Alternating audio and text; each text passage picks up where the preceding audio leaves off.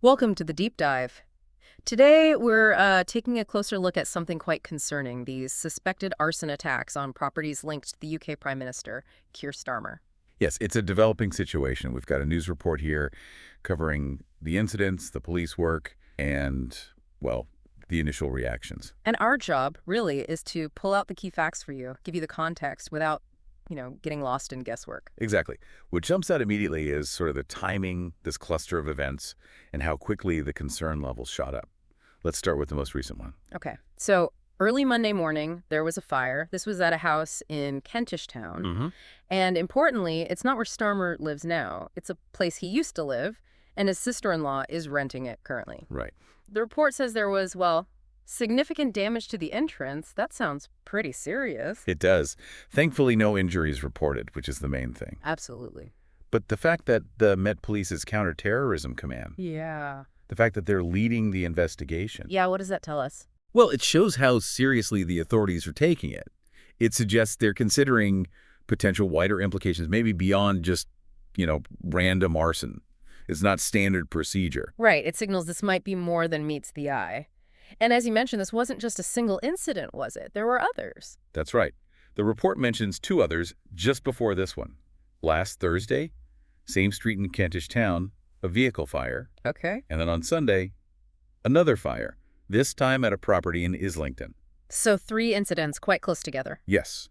And the police are treating all three as suspicious. They're looking into links between them. That pattern is obviously a key focus for them. You wonder what makes them suspect arson. Specifically things like, I don't know, how the fire started, accelerants maybe? Precisely. Or the lack of any obvious accidental cause. They'll be looking at all that. And it seems like there's been a breakthrough already. An arrest. Yes, the report confirms a 21-year-old man was arrested in connection with these incidents. He's currently in custody. But it's very much an ongoing investigation. We need to remember that. More details will likely come out. This arrest is a big step, but the full picture, the motivations, that's still unfolding. Of course. So let's talk about the reactions. How have people responded to this news? Predictably, there's been strong condemnation. The Prime Minister himself thanked the emergency services, but understandably isn't commenting further while the investigation is live. Makes sense. And the government. The Home Secretary, Yvette, she's been briefed, pledged full support for the police, which is, standard in these situations, but important nonetheless. And from the opposition side, Kemi Badenoch. Yes, she gave quite a strong statement, called the attacks shocking, unacceptable. But she also framed it as an attack on our democracy. Strong words. Very. And she called for better security for MPs and other elected officials. It really taps into those broader anxieties about the safety of people in public life right now. It definitely does. It brings those concerns right to the surface, doesn't it? Especially, with the political climate feeling quite polarized to many people, you start thinking about potential motives. And when you see acts seemingly targeting political figures, it does raise questions about the climate, potentially having a chilling effect.